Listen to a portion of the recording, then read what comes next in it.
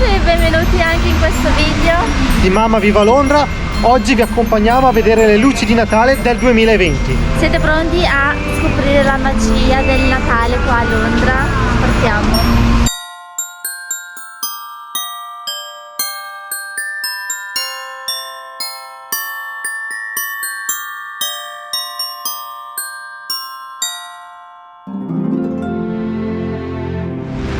Questa, amici, è Bond Street, la via quella super rinomata, super lussuosa, dove potete acquistare tutto quello che volete. Andiamo a vedere.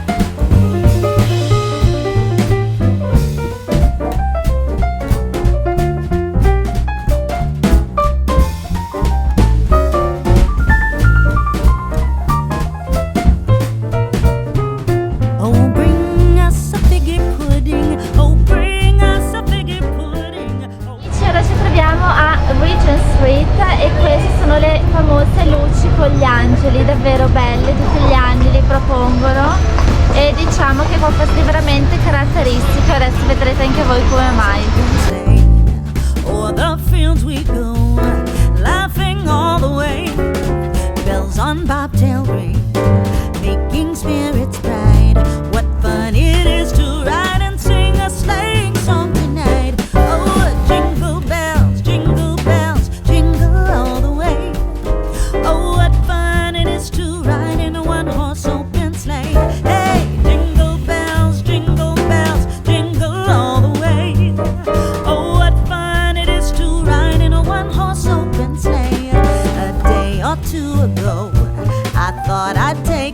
Non ve l'avevo detto che erano veramente belle.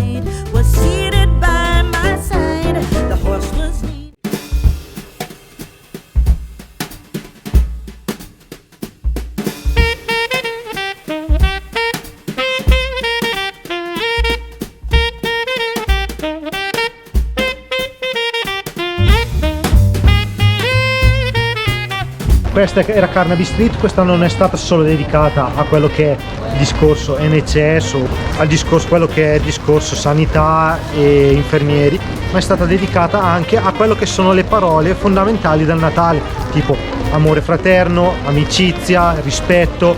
Ecco, questo è il concetto di quest'anno di Carnaby Street.